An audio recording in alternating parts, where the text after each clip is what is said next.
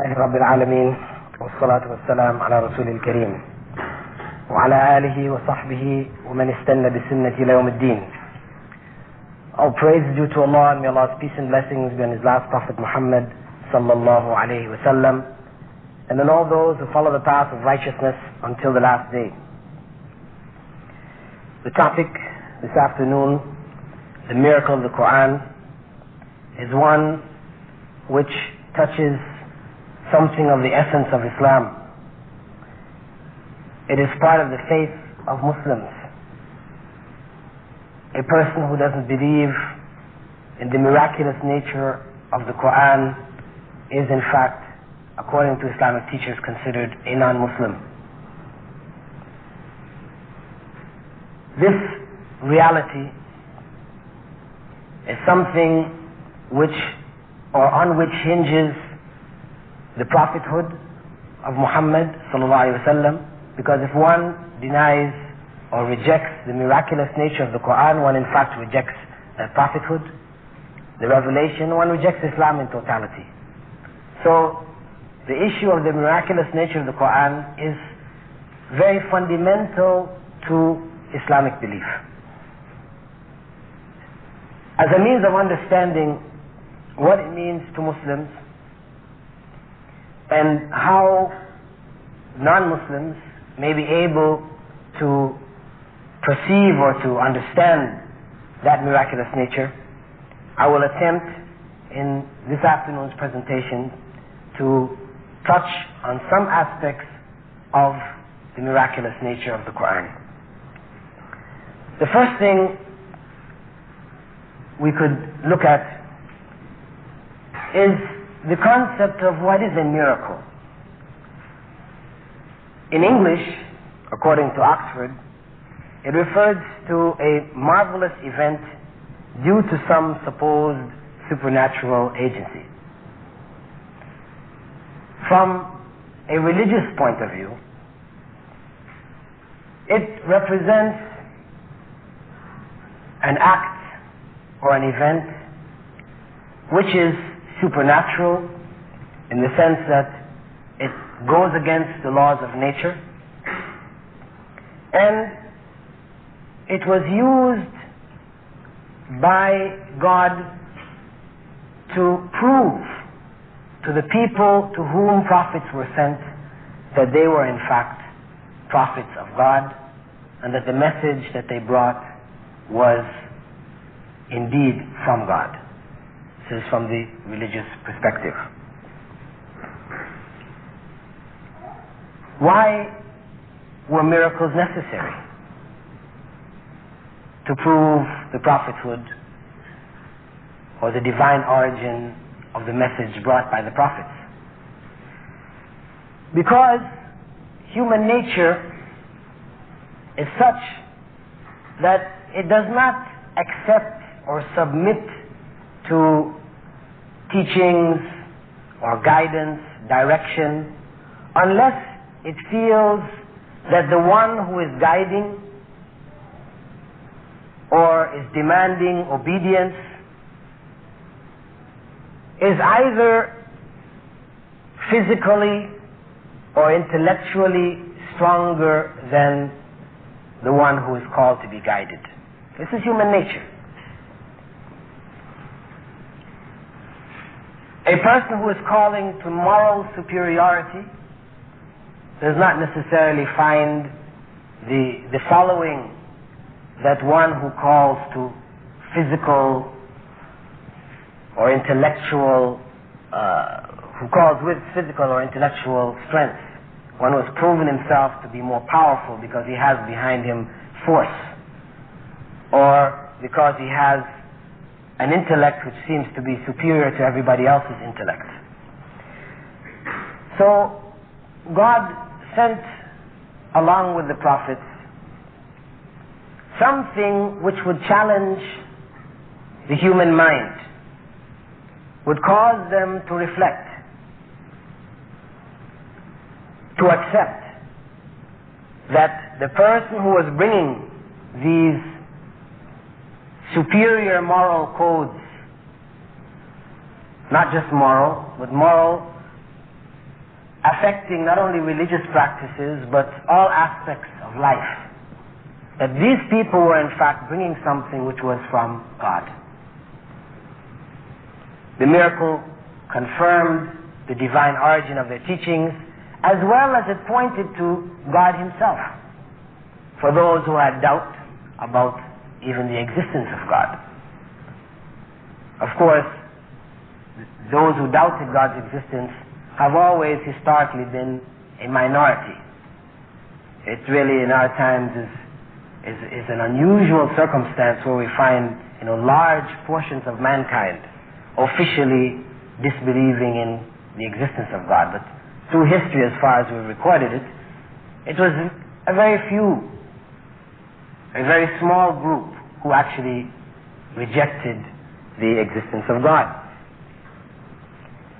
What we find when we look at the miracles of the prophets is that whenever God gave them miracles, these miracles seem to be suitable or consistent with the context in which the prophet was sent.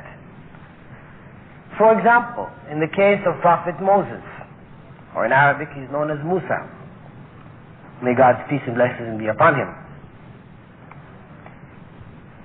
He was given two basic miracles. One, wherein when he placed his hand inside his cloak and brought it out, it appeared bright and shining. And the second one was that of his staff. When he cast it on the ground, it turned into a snake. The people of Egypt to whom he was sent were noted for their reverence for the magicians. Magic played or had a high position within the society. The magicians were next to God, or next to the kings who were next to God. They were at the upper end of the hierarchy of the society. And as such, the miracle which was brought by Prophet Musa, it appeared to be similar to the acts of the magicians, because this was what was highly regarded. And this was what now brought about the challenge, wherein the Pharaoh, feeling that what Musa had with him was the same as what his magicians had, so he offered to challenge him to prove that in fact he was no greater than his own magicians, and prove to the people that he was a false prophet. Of course, we're all familiar with the story, which is recorded in the Qur'an as well as in the Old Testament. When the magicians cast their rods and staffs on the ground, and it became, or it appeared to the people to be like snakes. And Prophet Moses did the same. However, his staff became a snake that was capable of eating up the other snakes. When this took place, the magicians fell down in prostration, accepting the God of Moses and of Aaron, because they knew that what they were doing was merely illusion. It was made to seem in the eyes of the people that they were seeing snakes, but in fact what they had thrown had not become snakes. They did not have the ability to change the essence of nature, or the nature of the rods and the staffs. However, what they observed in the case of what Prophet Moses did was that the nature of that staff changed. It became an actual snake, which is something which was far beyond their own abilities. And they knew this is not the work of a magician having the skills that they had, that this went beyond. This had to be, in fact, from God, as Moses claimed. So that was enough to convince the magicians and many of the people Of course, there were other, miracles which took place in the life of Moses and in the trials that he faced with the Egyptians until eventually he left Egypt with the people of Israel. But that particular incident brings out the importance of the miracles in the lives of the prophets. If we look in the case also of Prophet Jesus, we find that he was raised amongst the Jews who were noted for their medical skills. Even down through the history of the development of Islamic civilization, you find that even to quite recent times, many of the leading doctors within the Islamic State were of Jewish extraction, were Jews.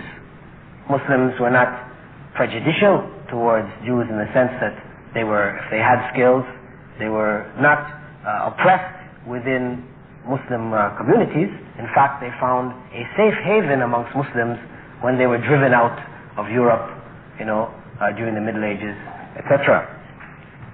So, the Jewish doctors who had the skill of being able to bring somebody who has broken their leg, they were able to use their skill to mend the leg.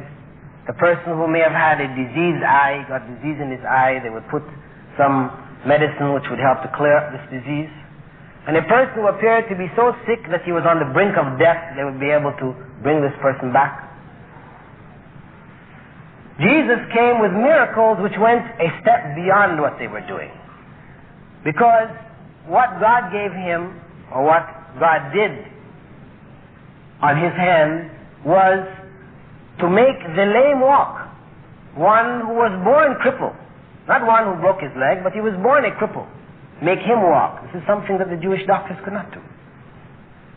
Furthermore, he made the blind see, which is something, again, beyond their capabilities. And he brought the dead back to life. Of course, as it is related in the Qur'an, that whenever he did this in the name of God, by the will of God, clarifying for the people that this was by the will of God. He was not claiming to do this himself, just as Moses before him or all the other prophets. When they worked miracles, it was not something which they did claiming that it was from themselves, but this was by the power of God. In any case, this was sufficient, really, to convince the people of his time, beginning with the doctors, that he came with a message from God. But God did not stop the miracles at that point. God also revealed on his hand another miracle which is recorded in the Qur'an, which is not found in the Bible. And that is that Prophet Jesus also molded out of clay birds. And he would blow on the bird and the bird would fly away, a living bird. Now this is something going even beyond the bringing of the dead back to life. This is appearing to create life from that which had no life. Ever. And this was for the purpose of convincing, without leaving a shadow of doubt in the minds of the people to whom Jesus was sent, that he was in fact a messenger of God. Similarly, Prophet Muhammad, may God's peace and blessings be on all the prophets, had certain miracles, performed certain miracles in Mecca and in Medina, which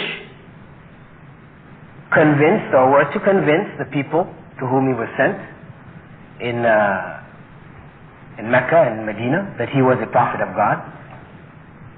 There were challenges made to him.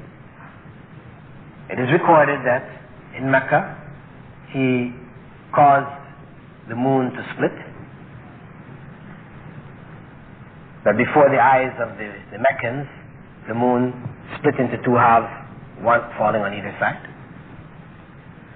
That on certain occasions when there was a shortage of food, or shortage of drink, that Allah caused drink and food to become plentiful at His hand.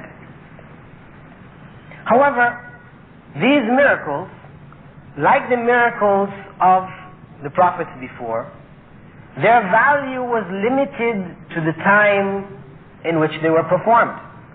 Because if somebody were to ask me to believe in the miracles of Prophet Moses and the miracles of Prophet Jesus, this is something that I would have to believe on faith. There is nothing you could do to prove to me that Prophet Jesus brought the dead back to life. There's nothing I can touch, nothing I can feel, I can't see it. So it's something I have to accept on faith. Similarly, with the miracles of Prophet Moses and many of the miracles of Prophet Muhammad.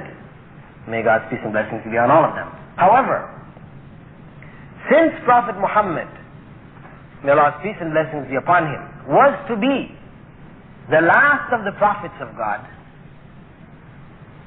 it was necessary that he also be given a miracle which would last till the end of time. If his was to be the last message, then the miracle which would prove the authenticity of the message would also have to be a lasting miracle, which is tangible, which you and I could touch even today. Otherwise, it would be a case of us being required to believe on faith. So, God chose as the major miracle of Muhammad, may God's peace and blessings be upon him, the Qur'an. The message, the scripture which was given to him was to be that major miracle. As Moses and Jesus and the prophets before had major miracles which had to do with the areas in which the people were specially skilled and which would prove to them, outside of the other general miracles that they performed, Muhammad, may God's peace and blessings be on all of the prophets, also had a miracle as his major miracle, which challenged the very area in which the people excelled and which would last, because he was to be the last prophet for all times.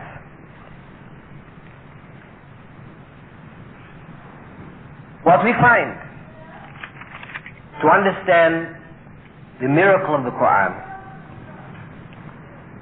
is that the people of Mecca, they were very much in love with prose and poetry.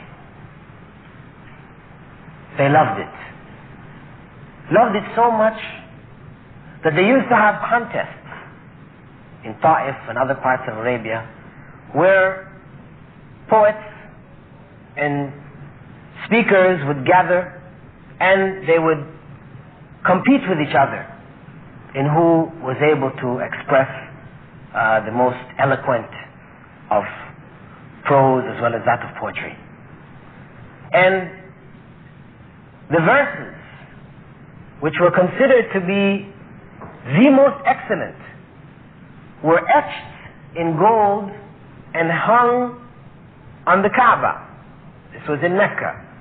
The Kaaba, which was built by Prophet Abraham as the first house of worship built and dedicated to the one God, built by Prophet Abraham and his son Ishmael. However, over time, idolatry overcame the original teachings and purpose of the Kaaba, and it became the center of idolatry for Arabia. On the wall of the Kaaba, this house of worship, was placed these poems which were the most eloquent and the most adored by the Arabians. They became like objects of worship.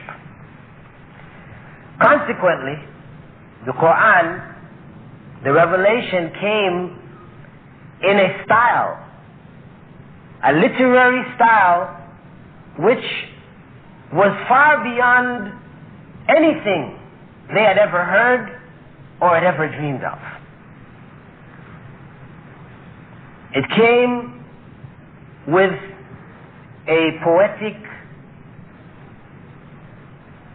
form, a literary style, which did not bring anything which was actually new to them, nothing which they had not experienced before in pieces, but it came together in a form which they had never before experienced, a form which they found in fact to be inimitable.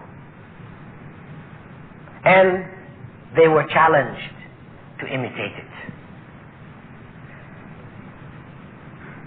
To prove to them that the Qur'an was a miracle, that it was in fact divine revelation from God, we find verses in the Qur'an, some of which were read at the beginning of the program, wherein God challenged mankind in general, the people to whom the revelation first came, to produce a Qur'an like the one which was revealed. And the Qur'an was revealed over a period of 23 years. The challenge came in the early days of the revelation. So the challenge was really not for the whole text, but for any portion of the text which people felt they would like to challenge.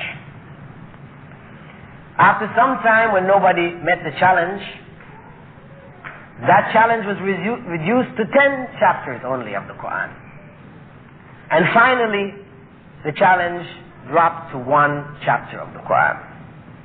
This one was the first verse read by our brother, wherein God says, if you are in doubt about what we have revealed to our slave, Muhammad, then bring 1 chapter like it, and call as witnesses anyone beside Allah, if you are in truth correct. 1 chapter. 1 chapter of the Qur'an, which has in it chapters which are only 3 verses long, 3 lines long. The 1 chapter doesn't mean like 50 pages, you know.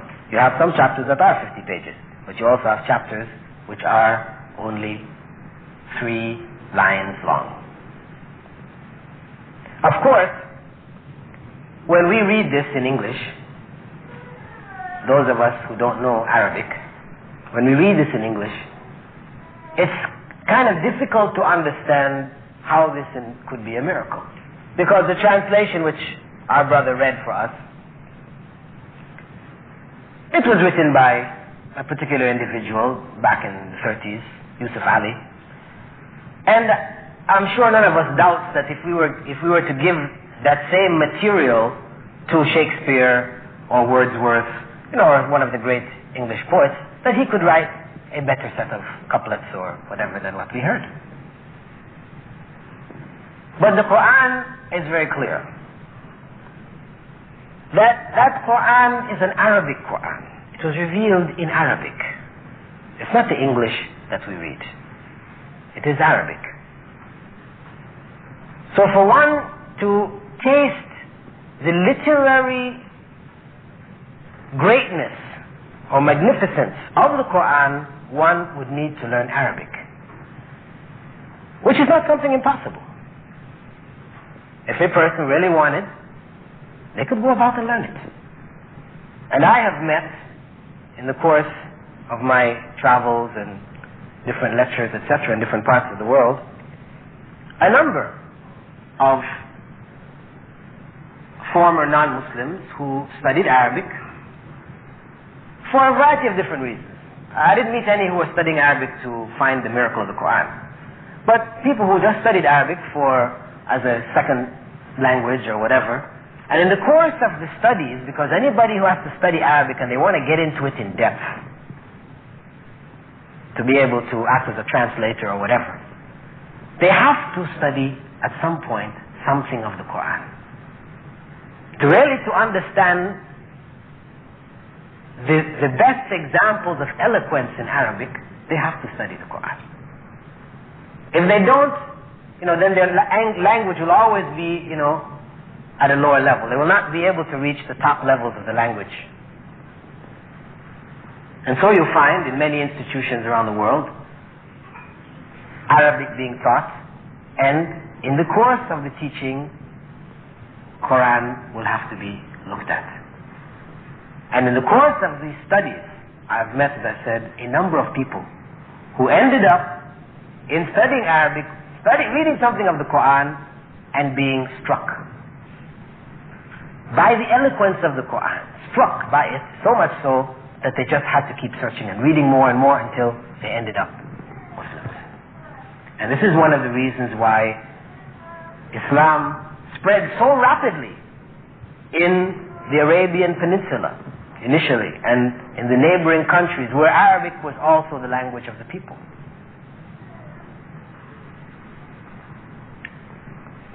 But for us, who may not understand Arabic, there is another way to understand the miracle of the Qur'an as a literary miracle, from a historical point of view. Because for the Qur'an to fill the role of being a literary miracle, or being a miracle, there has to be, one, a challenge to people to imitate it. Two, there has to be a need amongst the people to meet the challenge. And three, there has to be a removal of the obstacles that might be there for meeting the challenge.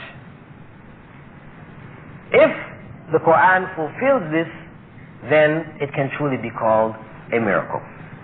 One, the challenge I've spoken about. The verses in the Qur'an, clearly challenging the people to imitate it. Imitate the whole Qur'an, 10 verses of the Qur'an, or even, 10 chapters of the Qur'an, or even one chapter of the Qur'an, which is only 3 verses long. The need to meet the challenge. Why does there have to be a need to meet the challenge? Well, because you can have a challenge where there is no need, and that challenge becomes a meaningless challenge. For example,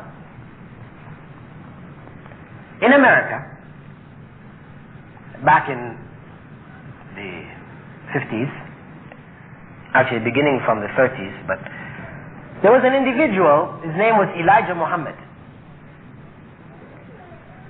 He claimed that he was a prophet of God, who had been sent to black Americans.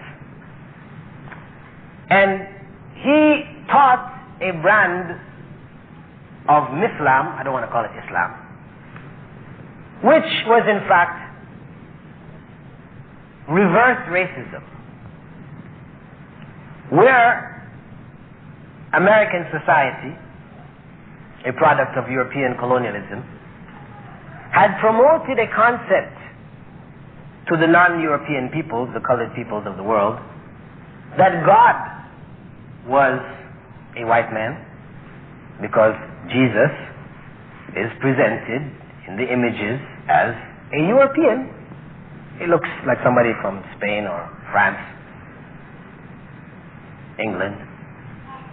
And people are saying this Jesus is God. They are promoting an image of God looking like themselves. Right? This is that psychological slavery which was put on the people. What Elijah did, as a reverse, a reaction to that, he said, no, that's not true. In fact, God is black. Just as we have today feminists who say God's a woman. Whatever. He said God is black. And in fact, white people are all devils. He reversed the picture. And he further said, I challenge any white person to prove that he is not a devil. Of course, in America, no, we don't know of any white people who got up to prove that they weren't devils. Because obviously, I mean, this challenge was meaningless. There was no need for white Americans or any white American to stand up to prove that he wasn't a devil. This was a claim made by a little insignificant individual. But for him and his followers, this was proof. See? No white person got up to prove he wasn't a devil, so they must be devils. Such a challenge, we say, is meaningless because there was not a need in the society to meet the challenge. Similarly, you have one of the founders of Baha'ism, the person called the Bab. He wrote a book which he called Al-Kitab Al-Aqdas, the most holy of the scriptures, in which he also claimed that if you don't believe, because they were an offshoot from Islam, they broke off from Islam, the Bab, etc., they were raised in Muslim environments, and their initial practices, etc., were all Islamic, but they deviated step by step. This individual, who was, familiar with the Qur'an, etc., he claimed that in his book, Kitab al-Aqdas, that if you do not believe that this is from God, then produce one letter like it. No. Of course. It was written in Arabic. And the letters, the alphabetical letters which make up the Arabic alphabet, anybody can write it. This is so obvious. Nobody is going to stand up and say, well, we're going to prove that this is not a true book from God because we can write a qaf like the qaf you wrote or an alif like, It's nonsensical. In fact, when the individual was brought to trial, and scholars challenged him on his book, and they pointed out all the grammatical mistakes in his book, because he made, many grammatical mistakes. He was not an expert in Arabic literature, etc. He said, well, this is a new divine grammar, this is his answer. But, anybody who had the least knowledge, basic knowledge of Arabic could see that in fact this was, of a very poor standard. As I said, there was no need in the society really to meet the challenge of producing one letter because it was a meaningless challenge. In the case of the Qur'an, what we find is that the message which the Qur'an brought challenged the whole socio-economic status of Arabia, particularly of Mecca and of the Quraysh tribe which controlled that area. There was a challenge here. Why? Because Islam called to the fact that the religion which they followed was false, that the gods which they had set up were all false, and that there was only one God. This challenged them because of the fact that Mecca had become the center of idolatry in Arabia. All of the tribes that had their own personal idols, they had brought them to Mecca, and it had become the place of pilgrimage and of worship for all of the pagan tribes of Arabia. What that did for the Quraysh, the tribe which controlled Mecca, was that it made them the middlemen, the guardians of the shrine. And as guardians of the shrine, they received a lot of wealth. They became very wealthy, the most wealthy of the tribes of Arabia, and with that came power and status. So what Islam was threatening to do was to destroy their status, to make them equal with everybody else, and to remove any special significance in terms of religious significance, in terms of it, Mecca being a center of idolatry, to remove that totally. The remaining tribes would no longer come. Therefore, the economy, the wealth that they would bring with them would no longer be there. So their whole existence was threatened. there was a need to meet the challenge. And they tried. First, when we see, what did they do? They tried to convince Prophet Muhammad, may God's peace and blessings be upon him, that he should stop the message by offering him first wealth. They said, if it is that you want to be the most wealthy amongst us, we'll gather our wealth and all of us give you a portion and make you the most wealthy. If it is women you want, we'll gather the best and most beautiful of our women, you can marry them. We'll even make you the king of Mecca. They tried to offer him whatever they could of the material things, which they thought would naturally motivate a person who would be challenging or might motivate a person who was trying to take over leadership. But of course, the Prophet rejected these offers. They tried to talk to his relatives to stop him. The relatives could not. So eventually, they set up a boycott, which ran for over 2 years, where the Prophet and the members of his clan, which is a branch of the Quraysh tribe, they were boycotted from any goods which were coming into Mecca. They were forced to a point of starvation. But in spite of this, they were not able to stop him preaching the message. After failing, they decided that they must then kill him. What they did was they agreed to take young men from each of the sub-clans of the Quraysh tribe, who would together go to his home and kill him, share in the killing of him. They didn't want to choose just one person, because in those days, if one person from one clan killed somebody else, then the whole clan will be against this next clan for the rest of their existence. It would be a feud which would go on for centuries.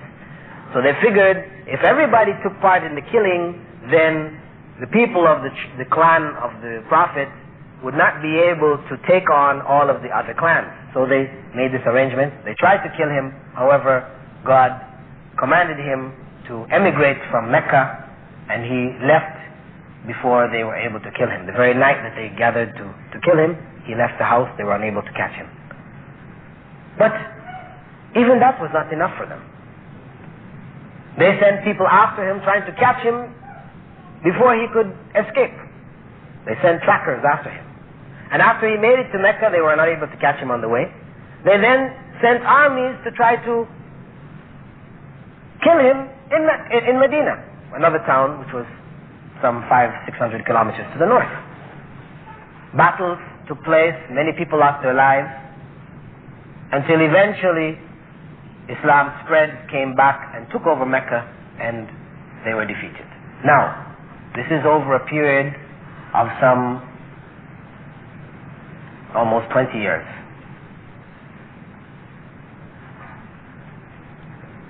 If all they had to do to defeat him, to prove in fact he wasn't a prophet, was to produce 3 lines of poetry a similar level of eloquence as those in the Qur'an, any 3 from the Qur'an, of course they would have done that instead of going through all of the various stages, offering him money, position, women, trying to kill him, chasing him, war against him, losing their lives. No need to go through all that if all you have to do is to produce 3, and it could be done. So from that historical circumstance, we can understand that obviously it was not possible for them to imitate the Qur'an. And this is why you find a number of verses in the Qur'an which address the people, in which the people are quoted as referring to the Qur'an as being magic, because that was all that was left for them. Being unable to imitate it, the only thing left for them to say is that Muhammad is a magician and the Qur'an is magic. It was something beyond their capabilities.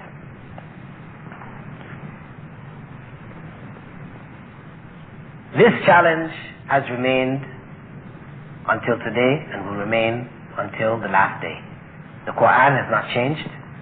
Muslims do not say, well, there was a Qur'an in the time of the Prophet, which is different today, in case you're able to imitate it today. We say, no, it's not the one that came. No. The same Qur'an which was revealed at that time is the same Qur'an which was read for you now. The challenge is there. Anyone who wishes to prove that it is not divine revelation only has to do that. People have tried, and none have succeeded.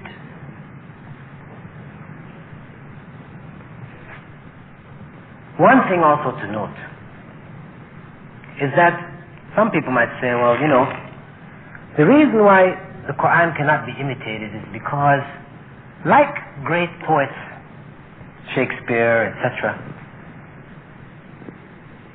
their works are not imitatable. Who can write like Shakespeare? Who can write like Wordsworth? But the point is that there are people who can.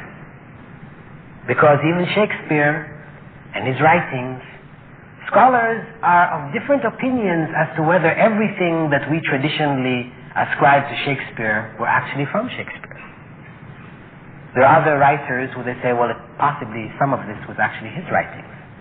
And if somebody were to discover or present to the public a document written on ancient paper using ancient ink, which was in the style of Shakespeare, people would have to accept this as being Shakespeare.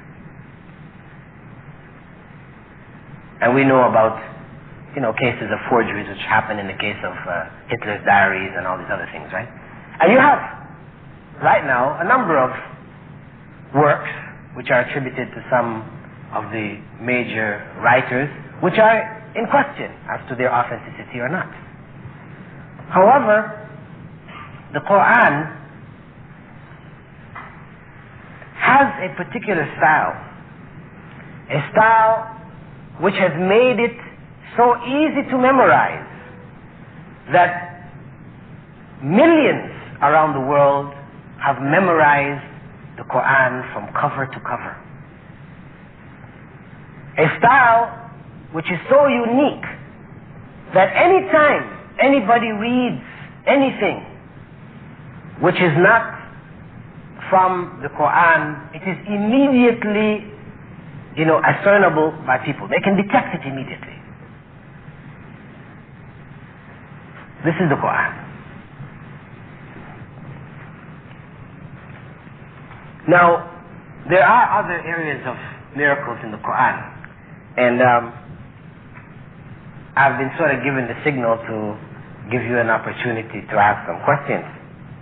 However, before closing off this part of it, I should like to at least briefly mention some of the other aspects of the miraculous nature of the Qur'an.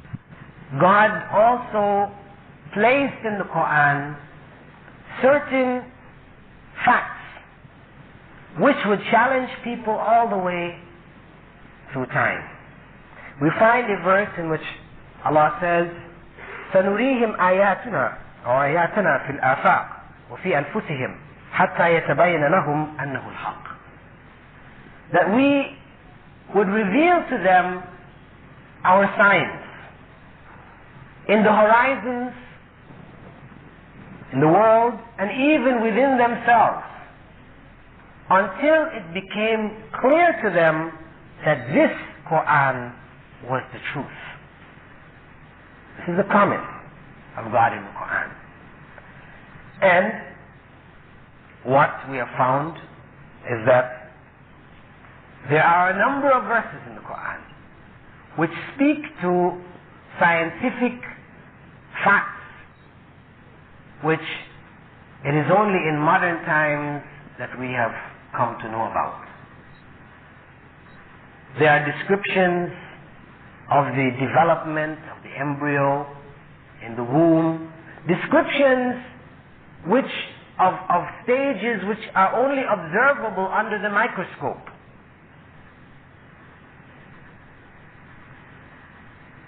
Which some people, in studying the Qur'an, were so amazed that it drove them or forced them to accept Islam. One example is this doctor, a French doctor, his name is Maurice Bucaille. He wrote a book called The Bible, the Qur'an, and Science. He was a Christian medical doctor who did research on the Qur'an, learning Arabic in depth to understand, and studying the Bible, learning Hebrew and Greek, comparing from a scientific point of view. And he, after the course of his studies, concluded that where we find many inconsistencies in the Bible concerning scientific facts related to human existence, creation, etc., what he found was the Qur'an was consistent throughout its pages in describing various phenomena, scientific phenomena. Nothing which seemed to contradict in any way that which was known as scientific fact. Even some of the latest theories coming about, like the Big Bang Theory and etc., there were verses which were speaking in reference to these things. This was enough for him to make him a Muslim. One of the leading embryologists in Thailand attended a conference about 3 years ago in which embryology in the Qur'an was looked at from the point of view of the verses, etc. And he had been invited to, as one of the leading embryologists in different parts of the world, invited to attend the conference to express their own opinions, etc. After the data was presented to him, he, in the course of the conference, declared his Islam, the acceptance of Islam. So,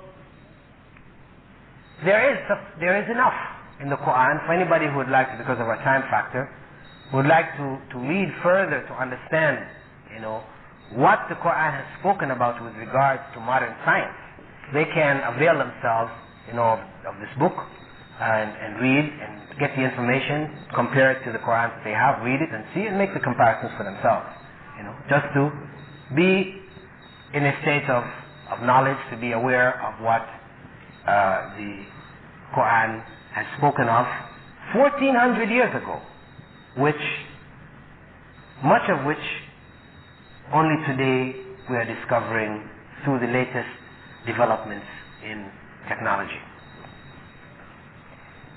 So I will stop at this point, just briefly alluding to some of the scientific facts which exist in the Qur'an, which call people to reflect on the divine origin of the Qur'an. And I'm saying this to say that even though we may find in the writings of some of the ancient Greeks or whatever statements which have proven to be true today in terms of scientific facts, some people might say, well, that's the same kind of thing. You had people of the past, they made statements and some of it came out to be true. But the point is that these same people who made these claims, who made these statements, what you find, they will make one statement or two statements which have turned out to be scientific facts. But then you will find along with them colossal blunders. They will have made statements which are totally ridiculous, totally incorrect. Many. They may have one or two which are correct, and many, many, many which are incorrect. Whereas when you look at the Qur'an and the statements that it's made with regards to scientific facts, etc., you will find that it is consistent. No errors in it with regards to scientific facts. So I'll stop at this point and I'll give you an opportunity to raise some questions or enter into some discussion concerning this topic.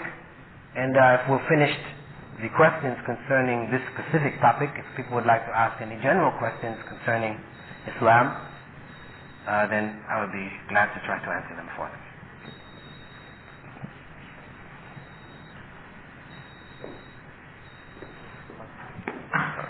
Thank you very much, Brother Bilāl, on behalf of all the present here. We really enjoyed this lecture and this talk. It was a very beneficial lecture for us. and hope that everybody who has a question later on either can ask it right now and will be satisfied with the answer, or he can discuss more with the brother later on. At this stage, I would like to open the floor for questions. You can either pass them around if you have written them on a piece of paper, or you can get up and just raise your hand and you can ask your question. I ask from the people who want to ask their questions to be very brief and straight to the point.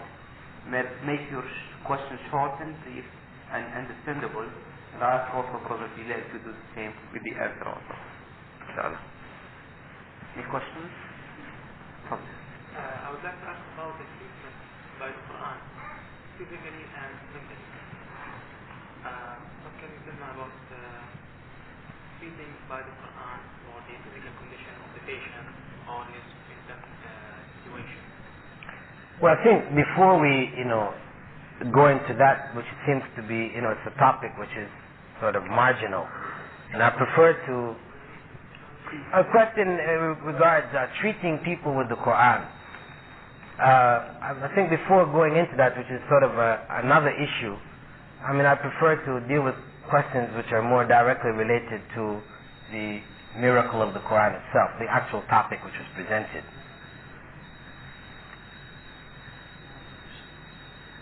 So anybody has a question, please don't feel shy, And actually, I would prefer if there are, non-Muslims present here, that, that they be given the first opportunity to raise questions, because I know sometimes our Muslim brothers and sisters may, they have their own questions which may deal with topics which even go beyond the very basic topic which we are covering here.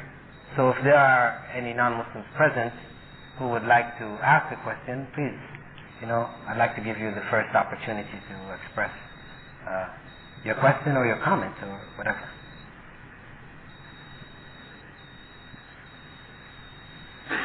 No? Okay, go ahead.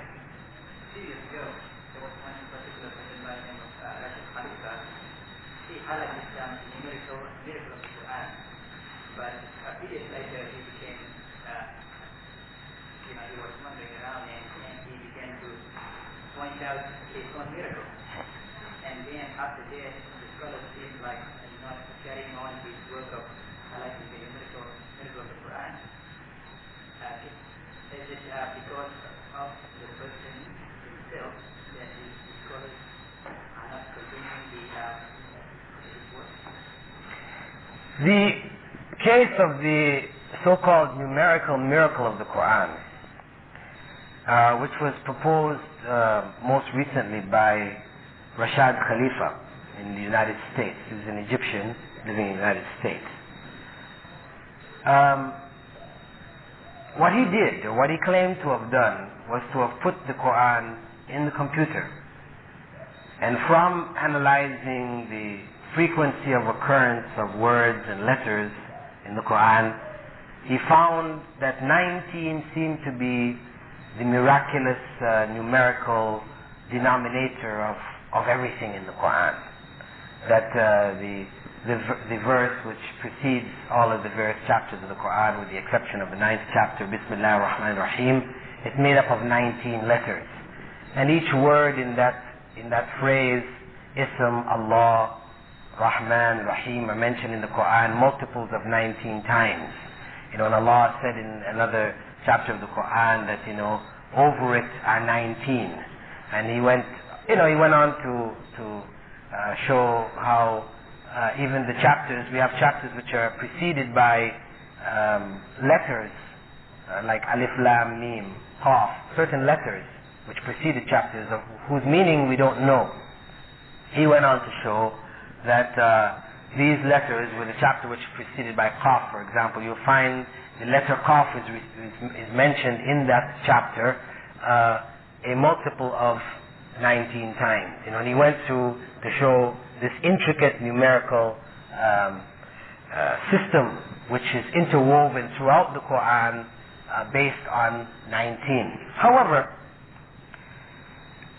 from there, as you mentioned, the individual began to make other statements. He claimed in a conference in Morocco, in Morocco, that this was in the late 70s, that through this 19 and its multiples, he was able to determine the exact date of the Day of Judgment. You see, and once he said that, then Muslim scholars became very skeptical about what he was saying, right? And furthermore, he went on to claim that the Sunnah of the Prophet ﷺ was in fact all fabricated. It is not authentic, that the only authentic thing for us is the Qur'an, and that really the Sunnah is fabricated. Furthermore, he then claimed to have discovered an interpolated verse in the Qur'an, a verse which was not actually a part of the Qur'an. Why wasn't it a part of the Qur'an? Because it didn't match his 19 multiples, you know. And then finally, in about 1985, he claimed that he was in fact a prophet of God, and that his miracle was this 19.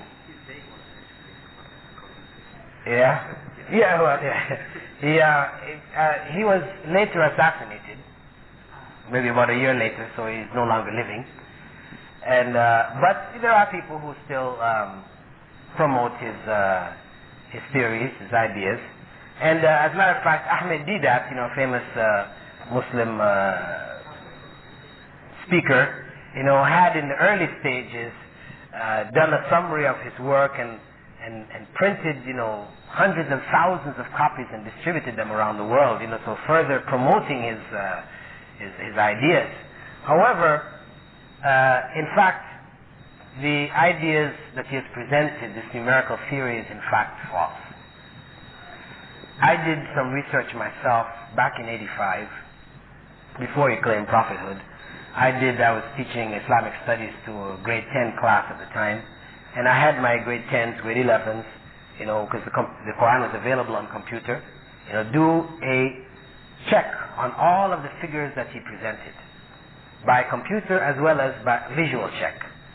And the result was, when they brought in the results, was that 99% of his claims were false. He had like 1%, which was like the letters in Bismillah ar-Rahman ar-Rahim. Yeah, this is clear, you can count 19 there. But when you went to everything else, it was actually, he was just playing. He was playing with the numbers. So the numbers are not authentic. In fact, what he even did in a number of cases, because he also produced his own copy of the Qur'an, where, you know, his numbers were all matched at the end of each of the chapters. What he did was he even changed the text of the Qur'an to try to make it match his multiples, you know. So I gathered all that data together and presented a refutation of his theory. This is back in '85. The book is called The Qur'an's Numerical Miracle, Hoax or Heresy. You know, anybody would like to get a copy of it, they can contact me afterwards. I'll tell them how to get it. But in which I have proven systematically all of his arguments are false.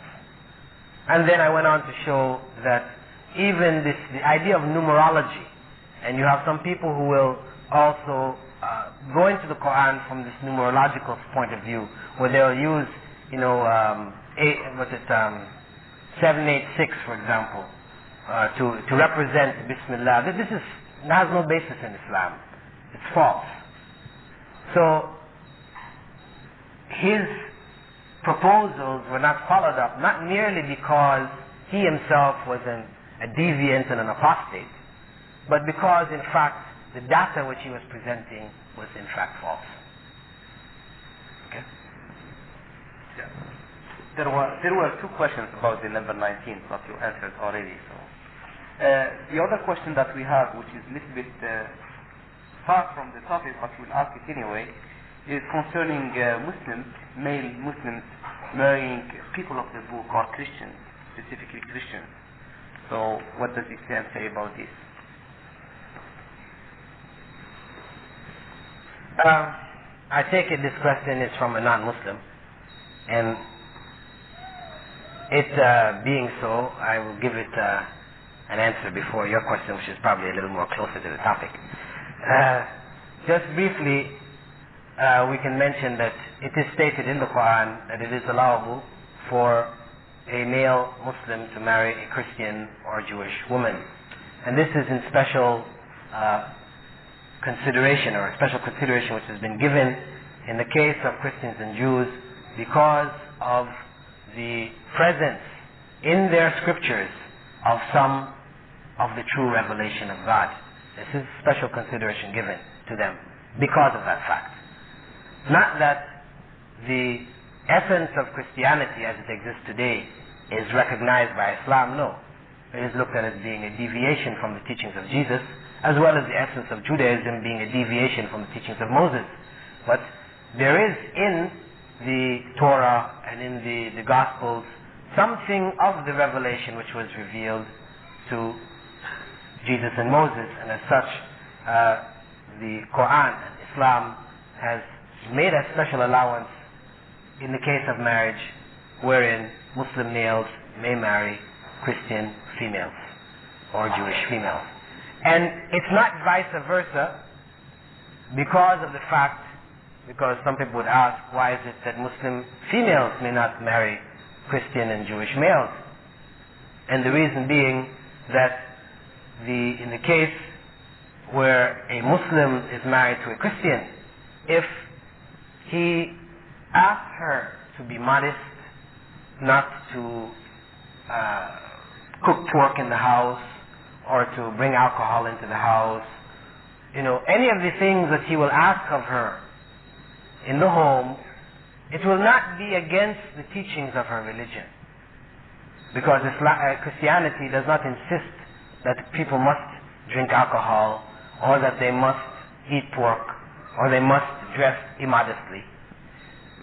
Whereas, in the other case, where a Christian male may be married to a Muslim female, because he is allowed to eat pork, he may then request his wife to prepare pork, which is prohibited for Muslims. He may request his wife to bring alcohol, which is prohibited for Muslims to buy, sell, or drink.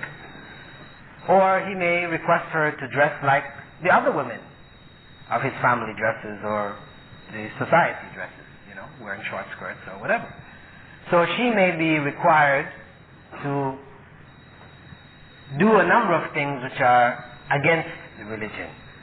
And as such, for her protection, Islam has limited the allowance of marriage between Christians and Jews to males marrying female Christians.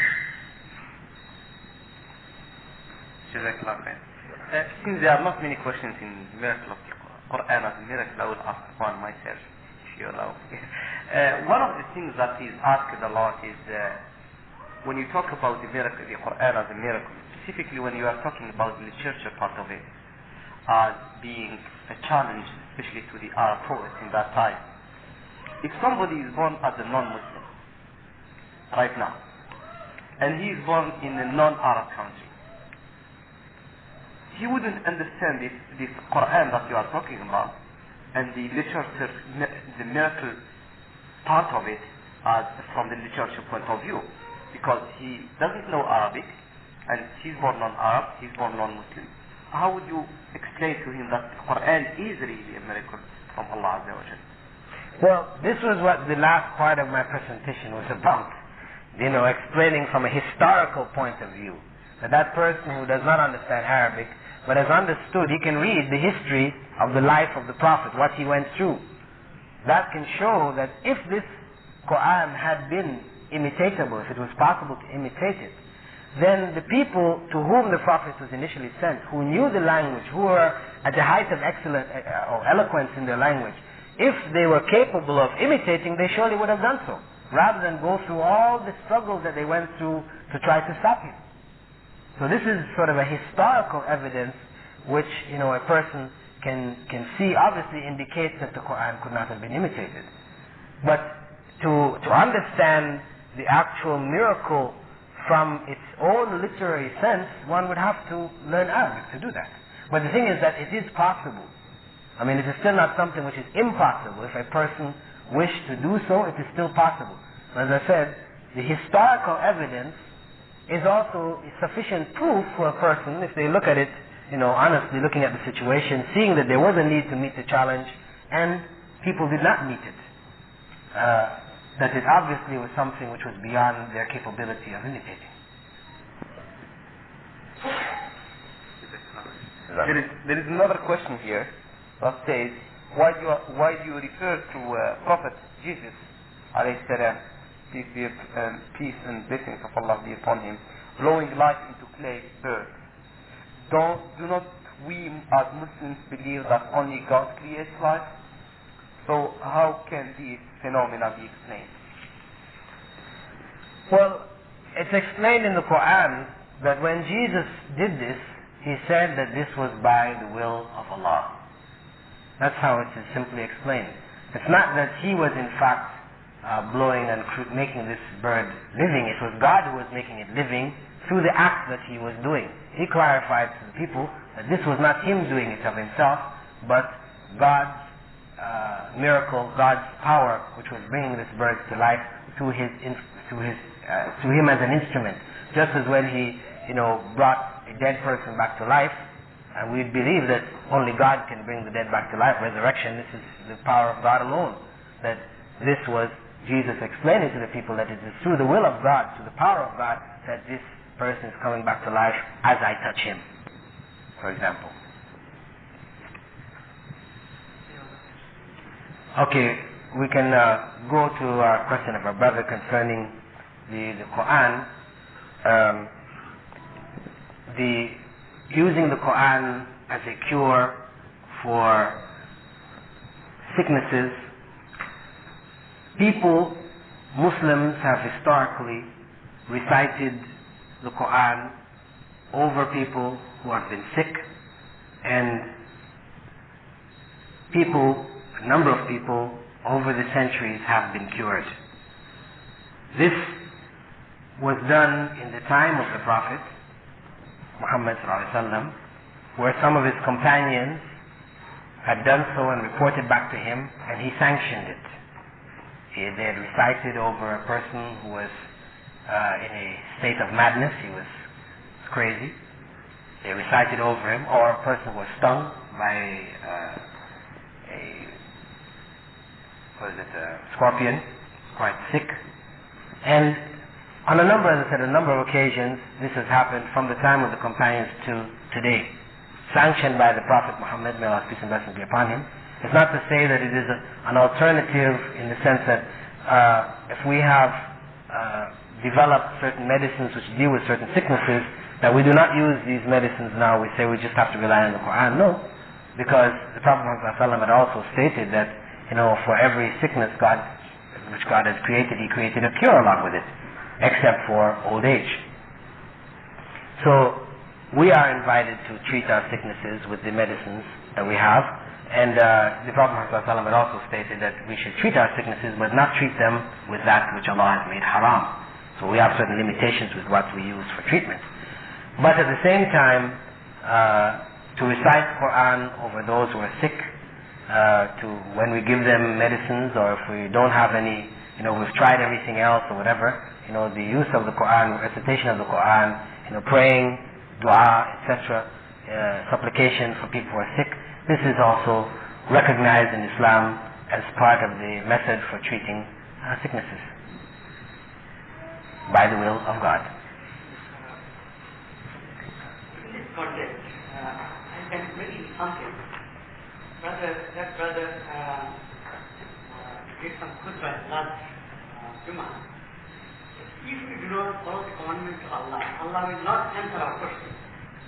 So, today, if we don't follow the commandments of Allah, then why Allah will listen to us to cure a person to some passes or something like that. But in the Qur'an,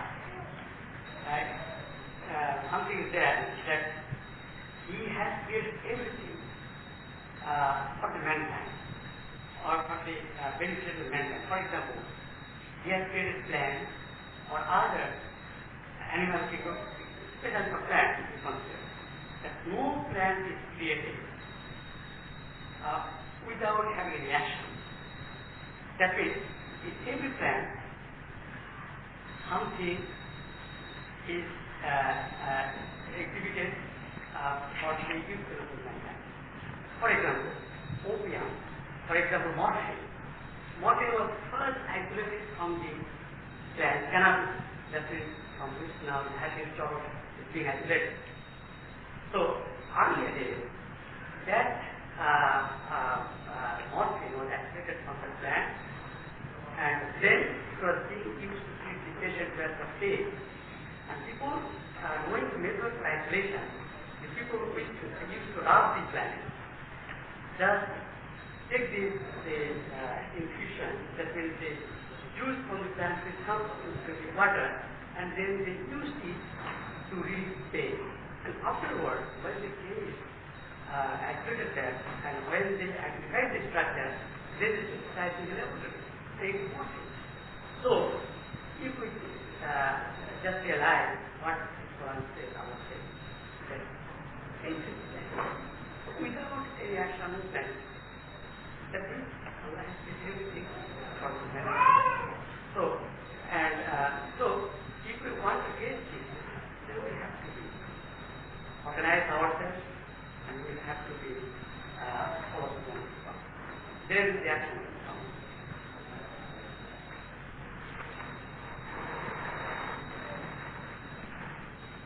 In terms of everything created having a particular benefit to mankind, I wouldn't agree with that statement, because if that were the case, then we wouldn't have prohibited things. Everything would be halal for us. Part of the test of this life is that God has created some things which are harmful to us. Harmful on various levels, maybe as individuals or as society, psychologically, physically, in a variety of different ways. And He has prohibited us from taking those things, as He has created the vast majority of things for our benefit. So there is not in everything that is created in the, on earth or in the plants, etc., necessarily a benefit. This is just a point I just like to raise relative to that. And in terms of the Qur'an itself, the use of the Qur'an in terms of recitation, we know quite well that it's not just the physical act of reciting the Qur'an or playing it over a tape recorder, etc., which is going to necessarily have an effect on the persons. Those on whom the Qur'an is being recited, for one, have to have certain conviction within themselves. Those who are reciting have to themselves be conscious of what they're reciting and doing it with full sincerity and faith, etc. I mean, there are other factors which have to be added along with the recitation of the Qur'an for Allah to allow this to be of benefit. I mean, traditionally or from practice of Muslims through the ages, this is what has been concluded. For example, apple, which you are eating fruit, the seed of the apple is very poisonous. It contains hydrocyanuric acid. If we take a number of seeds together and if we eat it, it's poisonous. But the fruit is not poison to us. So, the thing which is poison to us cannot be considered whole as a poison. We do not know which part of the plant poisons to us. But now we know that this poison, that's why we are just regarding everything as poison. But as a whole, we consider that the plants or other things, these things for the beneficial. But as I said to you, brother, see, I mean, you're making a general statement, and as I said, this general statement will contradict certain basic principles that we understand from Islam, that there are things which have been prohibited. And God did not prohibit things arbitrarily. He did not prohibit things which are beneficial to us. He prohibited things which are harmful to us. And these things which are harmful are amongst the things which He created. So it means that though in general your statement is correct, that in general whatever we find, what God has created, there is benefit in it, there are specific things within that creation which are harmful to us, which He has prohibited us from for the purpose of protecting us, and at the same time for the purpose of testing our own faith, and developing our own commitment and submission to God. Jazakumullah khair. If there are not any other questions, that we should stop here. But it's after anymore. Yeah, if there are not any more. Are there any other questions? Are there any more questions that you want to ask? Oh, go ahead. What does Islam say about other? What is that? What does Islam say about other religions? Islam teaches that there is only one true religion, and that is Islam. No, but as you said that there are miracles of Qur'an, there are miracles of other religions, Well, the miracles of Moses and the earlier prophets, etc., this is all looked at as being part of the miracles of Islam, because the true prophets of God, according to Islamic view, the true prophets of God were all Muslims. They all taught Islam. And Islam means submission to the will of God. So that what Moses taught was Islam.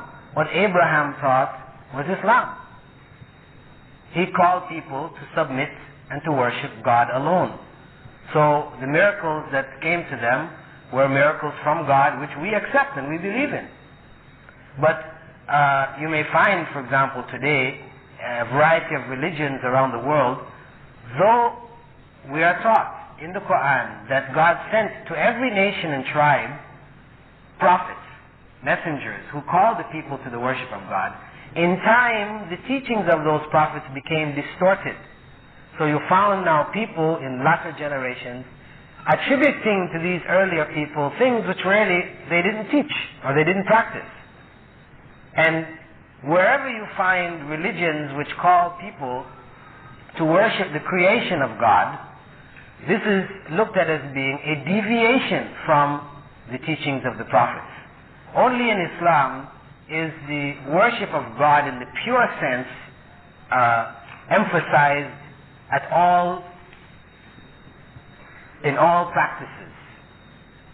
Upheld, the worship of God alone, without worshipping His creation or through His creation, as intermediaries or anything. It is man worshipping God directly. And this is what we believe was the teachings of all of the prophets. So, where there are true prophets, Islam is looked at as being their religion. It is a universal religion. It's not restricted. We do not look at Islam as having begun 1400 years ago in Arabia by Muhammad. May God's peace and blessings be upon him. No. We looked at Islam as coming with Adam. When Adam came to earth being the first man, he was also the first man and first prophet. That his descendants, his children, etc., he taught them the worship of the one true God. Any more questions?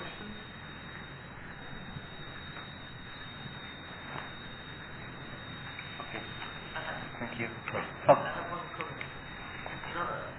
You concentrated when you talk about the literature side of the Qur'an.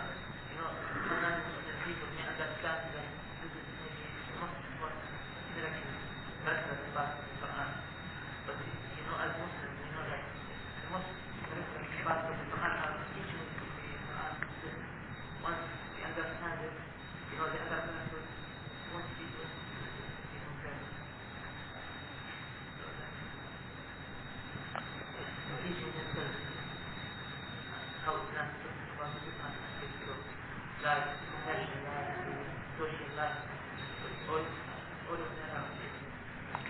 Well, in this regard, I wouldn't consider this myself, to be the miraculous aspect of the Qur'an, because this is consistent with the teachings of the earlier prophets. This existed in the teachings of Moses, when he taught the people in terms of the commercial aspects, the social, the legal, all the various aspects. It's in that revelation also. And it is as much, if you're going to call that miraculous, it is as much miraculous in the time of Moses as it was in the time of Muhammad. May God peace and blessings be upon them both. So I would not argue that point. The point which is specifically stressed in the Qur'an itself is the literary aspect of the Qur'an. The fact that it is inimitable. The teachings themselves are not claimed to be new. You see, if the teachings were the miracle, then you'd have to say the teachings are inimitable, and it's not the case. The teachings are consistent with the teachings of the prophets from the time of Adam. So that is consistency, showing that it is a part of the same revelation. It is not new. But and revelation itself is not new, because revelation came to the earlier prophets. But what was new about this final revelation was that God sent it in a form which was inimitable. Preserved it as he did not preserve the messages before. So again, that the Bible and the Prophet Moses, they were complete by teaching. There's no sense as any one. They were complete for the time in which they were sent. They were complete for the time in which they were sent. And God did not send them with something which was not sufficient, was not what they needed. Like they needed completion, no. For the time in which they were sent, the circumstance, etc., they were complete. But it was limited to that period of time.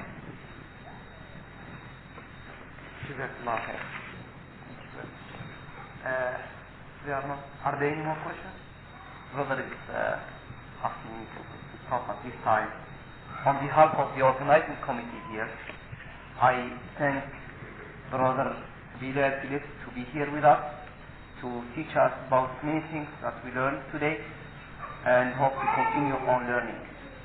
And I thank all the present here, and hope that they can join us for the remaining of the program today, and also during the schedule of Brother Bilāl.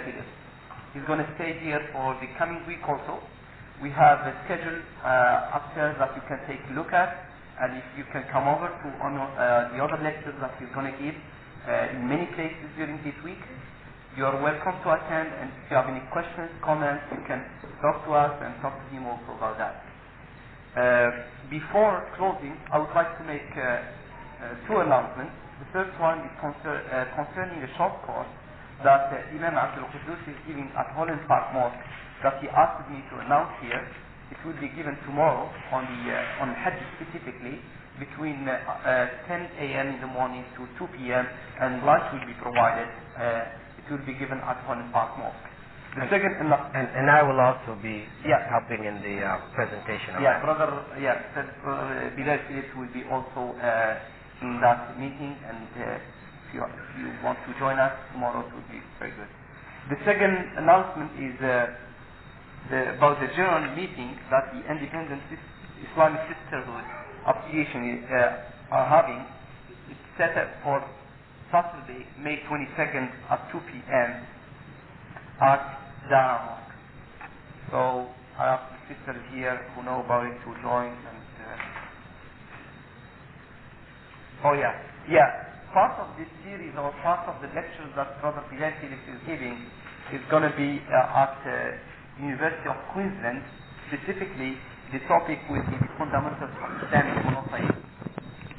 It will be held at the Psychology Lecture Theatre number 3 on Tuesday, May 11, between 1 and 2 p.m. Physiology Lecture Theatre. I'll give a chance to... Sisters, we've got some refreshments, and after refreshment, inshallah, we will pray. Our mosque is not that big. We'll take turns to pray, inshallah. Why don't you pray here? Pray here, but there's no mosque. We've got mosque here. We have opened it. Okay, khair. جزاكم الله خير. سبحانك اللهم وبحمدك نشهد أن لا إله إلا أنت نستغفرك ونتوب إليك. بسم الله الرحمن الرحيم. والعصر إن الإنسان لفي خسر إلا الذين آمنوا وعملوا الصالحات وتواصوا بالحق وتواصوا بالصبر. سبحان ربك رب العزة عما يصفون وسلام على المرسلين والحمد لله رب العالمين. Thank you very much. السلام عليكم.